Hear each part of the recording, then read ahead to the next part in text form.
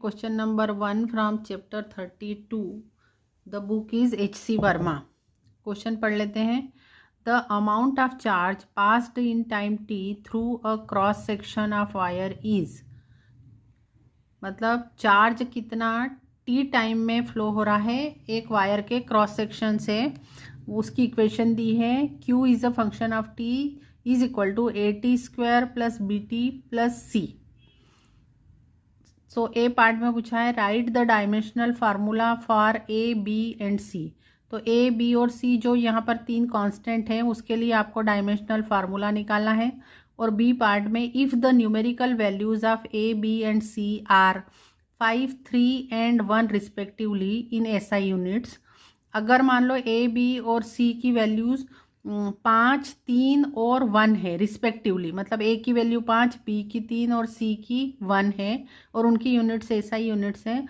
तो आपको फाइंड करना है the value of current at t is equal to 5 seconds. आपको करंट की वैल्यू निकालनी है जब t is equal to 5 seconds. तो अब इसे कर लेते हैं.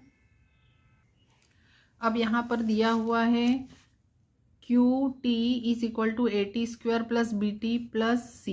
तो अब आपने जो डायमेंशनल एनालिसिस का चैप्टर पढ़ा है उसके अंदर लेफ्ट हैंड साइड और राइट हैंड साइड की डायमेंशंस इक्वल होनी चाहिए, ये पता है.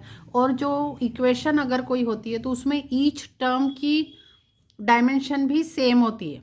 ठीक है, मतलब AT² की डायमेंशन उतनी ही होगी जितनी BT की होगी और जितनी C की होगी. और इनकी इंडिविजुअल डायमेंशन होगी Q के इक्वल. यहाँ पर Q चार्ज है और T समय है, टाइम है मतलब. ठीक है, तो चार्ज के इक्वल होगी तो पहले हम चार्ज की डायमेंशन निकालते हैं. तो यहाँ पर हम फार्मूला यूज़ करेंगे I is equal to dQ/dt. ठीक है, तो इससे हम चार्ज निकाल लेंगे. dQ is equal to cross multiply कर देंगे तो dQ is equal to I/dt. अब आपको Q की डायमेंशनल फार्मूला निकालना है तो I का डायमेंशनल फार्मूले के लिए I ही लेते हैं और dt मतलब टाइम के लिए कैपिटल T लेते हैं. तो Q का डायमेंशनल फार्मूला हो गया IT. मतलब आपके AT² का भी डायमेंशनल फार्मूला IT होगा, BT का भी डायमेंशनल फार्मूला IT होगा और C का भी डायमेंशनल फार्मूला IT होगा.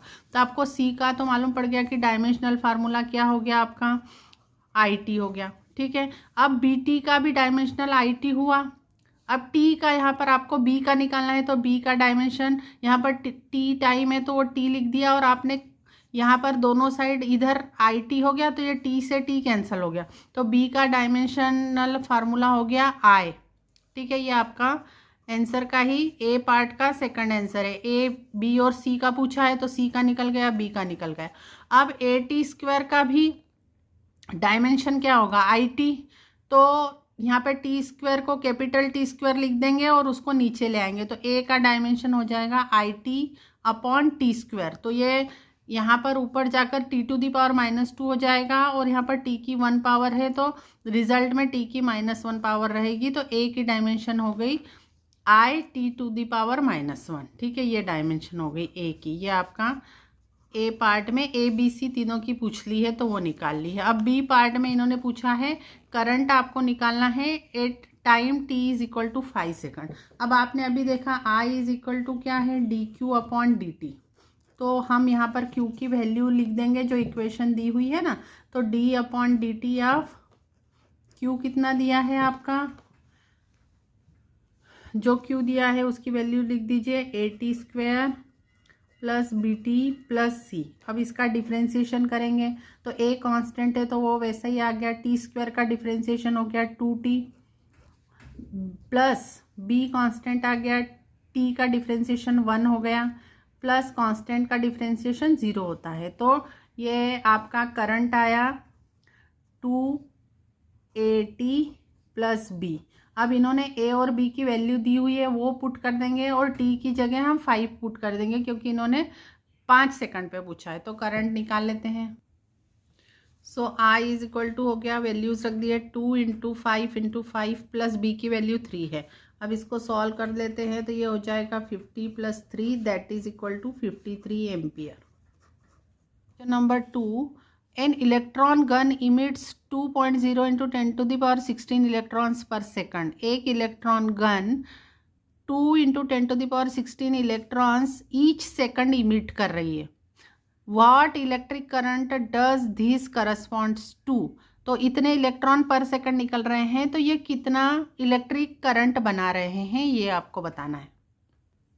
अब यहाँ पे आपको गिवन है नंबर ऑफ इलेक्ट्रॉन्स 2 इंटू 10⁻16 निकल रहे हैं 1 सेकंड में, ठीक है। तो टाइम दिया है 1 सेकंड और ये नंबर ऑफ इलेक्ट्रॉन्स है। अब आपको पता है चार्ज ऑन 1 इलेक्ट्रॉन होता है 1.6 इंटू 10⁻−19। तो इतने सारे इलेक्ट्रॉन्स पर कितना चार्ज होगा, ये number of electron into charge on 1 electron, तो टोटल चार्ज जो फ्लो होता है 1 सेकंड में वो हो जाएगा 2 इंटू 10⁻16 इंटू 1.6 इंटू 10⁻−19। इतने कूलम का चार्ज फ्लो होगा कितने टाइम में, 1 सेकंड में, ठीक है। तो आपको करंट निकालना है, तो I इज इक्वल टू क्या होता है, जितना चार्ज फ्लो होता है अपॉन टाइम। तो अब हमारा चार्ज इतना फ्लो हुआ और हमारा टाइम 1 सेकंड है, तो हमारा टाइम 1 सेकंड होने के कारण क्या हो गया, जो चार्ज होगा वही करंट के इक्वल हो जाएगा। तो 2 इंटू 10⁻16 इंटू 1.6 इंटू 10⁻−19, ये आप इसे सॉल्व कर लेना, इतने एम्पियर का करंट होगा इन नंबर ऑफ इलेक्ट्रॉन्स के करस्पॉन्डिंग, ठीक है। इसे आप सॉल्व कर लेना। अब हम थर्ड क्वेश्चन पढ़ते हैं, चैप्टर 32 H.C. वर्मा का। The electric current exist in a discharge tube is 2 micro ampere. एक डिस्चार्ज ट्यूब में इलेक्ट्रिक करंट कितना है, 2 माइक्रो एम्पियर, ठीक है। How much charge is transferred across a cross section of the tube in 5 minutes। तो हमको इस tube में से 5 मिनट में क्रॉस सेक्शन के थ्रू कितना चार्ज ट्रांसफर हो रहा है वो बताना है। मैं यहाँ पर करंट दिया है 2 माइक्रो एम्पियर। अब माइक्रो मतलब 10⁻⁻6 होता है, तो इस म्यू को हटा दिया और यहाँ पर लिख दिया 10⁻⁻6 एम्पियर, ये करंट हो गया। अब आपको यहाँ पर टाइम भी दिया हुआ है कि कितने टाइम में आपको चार्ज फ्लो हुआ निकालना है, t is equal to 5 minutes. लेकिन हमको ये मिनट को सेकंड में चेंज करना पड़ेगा क्योंकि हमारी SI यूनिट टाइम की सेकंड होती है। तो ये हो जाएगा 5 इंटू 60 सेकंड्स, ठीक है। तो अब आपको पता है आपका फार्मूला है current is equal to charge upon time. तो ये जो आपका यहाँ पर करंट का वैल्यू ये वाला रख देंगे और टाइम का वैल्यू ये वाला रख देंगे। तो Q इज इक्वल टू यहाँ क्रॉस मल्टीप्लाई कर देंगे, इज इक्वल टू क्या हो जाएगा I इंटू टी। तो Q इज इक्वल टू क्या हो जाएगा, I का वैल्यू आप रख दीजिए 2 इंटू 10⁻⁻6 इंटू टाइम का वैल्यू 5 इंटू 60। ये इतने कूलम का चार्ज होगा, ठीक है। आप इसे सॉल्व कर लेना। अब क्वेश्चन नंबर 4 पढ़ते हैं। The current through a wire depends on time as. एक वायर में करंट टाइम पर डिपेंड कर रहा है और वो इक्वेशन यहाँ पर दी हुई है, I is equal to I0 plus alpha T, ठीक है। Where I0 is equal to 10 ampere and alpha is equal to 4 ampere per second, ठीक है। ये एम्पियर पर सेकंड इस अल्फा की यूनिट है। Find the charge crosses through a section of wire in 10 seconds. तो यहाँ पर जो आपको चार्ज क्रॉस हो रहा है किसी क्रॉस सेक्शन से, वो 10 सेकंड में कितना क्रॉस हो रहा है वो आपको निकालना है। अब यहाँ पे क्वेश्चन नंबर 4 में आपको दिया है I is equal to I0 plus alpha T, ठीक है। And I0 is equal to 10 ampere and alpha is equal to 4 ampere per second. Now you know that current I is equal to dq upon dt, ये पता है। तो dq is equal to क्या हो जाएगा, cross multiply कर देंगे तो dq is equal to I dt। तो यहाँ पर हम टोटल चार्ज निकालना है हमको, है ना। तो टोटल चार्ज निकालने के लिए इस इक्वेशन का इंटीग्रल कर देंगे। तो यहाँ पर dq का इंटीग्रल करेंगे तो q आ जाएगा। तो q is equal to integral I dt। तो q is equal to integral I dt। अब I की वैल्यू लिख देंगे, यहाँ पर क्वेश्चन में दी हुई है I0 plus alpha T into bracket dt। और ये जो आपका इंटीग्रल होगा इसकी यहाँ पर आपको लोअर लिमिट लिखनी है, मतलब जब टाइम स्टार्ट होगा 0 तो वो स्टार्टिंग टाइम लिखना है और आपको 10 सेकंड में फ्लो होने वाला टोटल चार्ज बताना है ना। तो 0 से लेकर 10 सेकंड में कितना चार्ज होगा, तो ये आपकी अपर लिमिट हो जाएगी 10। तो यहाँ पर जो इंटीग्रल होगा वो आपको डेफिनेट इंटीग्रल लेना है, ठीक है। तो यहाँ पर आपने लिख दिया और अब हम इसे इंटीग्रेट करेंगे। तो कांस्टेंट, ये आई नॉट तो कांस्टेंट है, तो कांस्टेंट का इंटीग्रल होता है कांस्टेंट इंटू टी, तो आई नॉट इंटू टी हो जाएगा। अल्फ़ा आपका कांस्टेंट है तो अल्फ़ा वैसे ही लिख दिया, और टी डी टी का इंटीग्रल होता है, टी का होता है t to the power n+1 upon n+1। तो यहाँ n की वैल्यू 1 है, तो 1+1 मतलब 2, और अपॉन 1+1 मतलब 2। तो t का इंटीग्रल हो जाएगा t²/2, तो alpha into t²/2।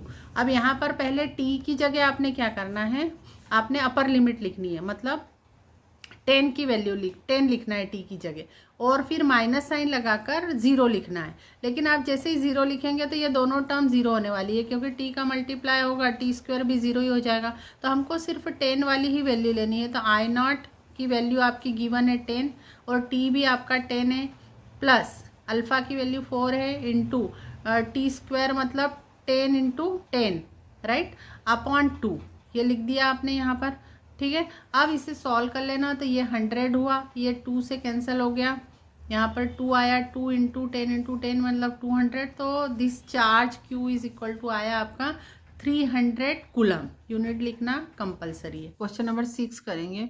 A wire of length 1 metre and radius 0.1 millimetre has a resistance of 100 ohm. एक वायर है जिसकी लेंथ 1 मीटर है और जिसका रेडियस 0.1 मिलीमीटर है, उसका रेजिस्टेंस है 100 ohm. Find the resistivity of the material.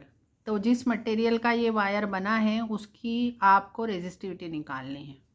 अब यहाँ क्वेश्चन में गिवन है, जो वायर है उसकी लेंथ 1 मीटर है, रेडियस 0.1 मिलीमीटर है। तो इसको हम SI में चेंज करेंगे, तो 0.1 इंटू 10⁻³ मीटर हो जाएगा, और R इज इक्वल टू 100 ओम दिया है। तो आपको रेजिस्टिविटी निकालनी है।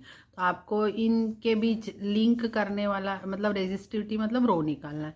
तो इन चारों के बीच रिलेशन वाला फार्मूला है R is equal to ρL upon A, जहाँ पर A area of cross section है वायर का, मतलब ये जो वायर अगर ऐसी सिलेंड्रिकल हो तो ये वाला जो ये एरिया है ये वाला, ठीक है, जो कि होता है πr², अगर इसकी रेडियस r हो तो मतलब यहाँ पर πr² आ जाएगा। तो ये हो जाएगा ρL अपॉन πr²। अब आप यहाँ से रो इज इक्वल टू क्या हो जाएगा, r क्रॉस मल्टीप्लाई कर दीजिए, तो r πr² अपॉन L। अब सभी का वैल्यूज़ रख दीजिए तो रो की वैल्यू आ जाएगी। अब यहाँ पर हमने R की वैल्यू 100 रख दी है, पाई को लिख दिया है 22/7, और R की वैल्यू है 0.1 इंटू 10⁻³ तो एक बार और लिखेंगे क्योंकि यहाँ पर R² है, और ये लेंथ के लिए 1 लिखा है आपने। तो अब ये आपकी रेजिस्टिविटी आ गई। रेजिस्टिविटी की यूनिट होती है ओम मीटर, तो यूनिट्स ज़रूर लिखनी है आपने, तो ओम इंटू मीटर, ठीक है। तो ये ओम मीटर आपको यूनिट लिखनी है और इसको आप कैलकुलेट कर लेना। Thank you for watching the video.